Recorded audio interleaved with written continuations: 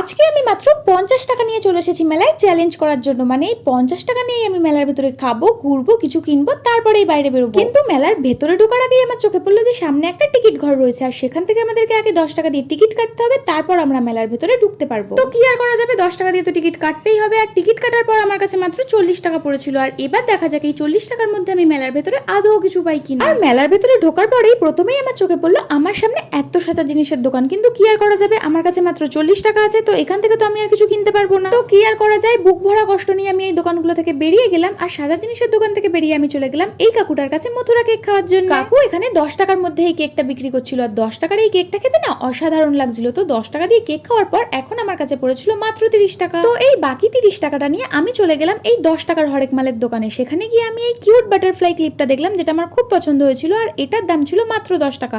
আর কাকিমাকে 10 টাকা দেওয়ার পর এখনো আমার কাছে কিন্তু 20 টাকা পড়ে আছে। চলো এবার দেখি 20 টাকার মধ্যে কি পাওয়া যায়। না না, এই ফুলগুলো তো 20 টাকার মধ্যে কাকু দেবে না, তাই এখান থেকে চলে গেলাম এই দোকানটায়। এখানেও 20 টাকার মধ্যে কোনো জিনিসই ছিল না।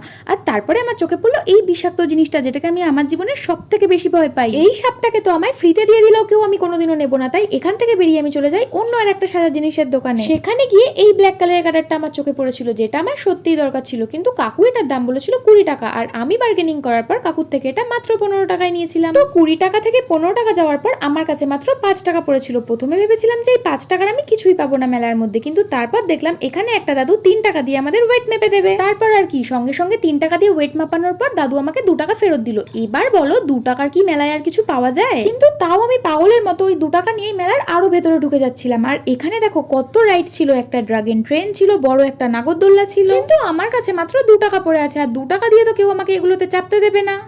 2 টাকা দিয়ে আমি কি কিনবো? আর দেখো এই নাগরদোল্লাটা কি সুন্দর দেখতে, আমার তো খুব চাপতে ইচ্ছা করছিল। চাপবি নাকি এটা? এটা চাপবি? চাপা, এটাই চাপবো। 2 টাকা দিয়ে চাপা যায় না, বাড়ি চ। আর দেখেছো মাত্র এই 2 টাকাটার জন্য আমার বন্ধুটাও এখানে আমাকে ইনসাল্ট করে দিল, তাই মনের দুঃখে এবার আমি মেলা থেকে বেরিয়েই গেলাম। আর তোমরা কোথায় চললে? চ্যালেঞ্জটা ভালো লাগলে আমার চ্যানেলটা সাবস্ক্রাইব করে দাও। চলো বাই।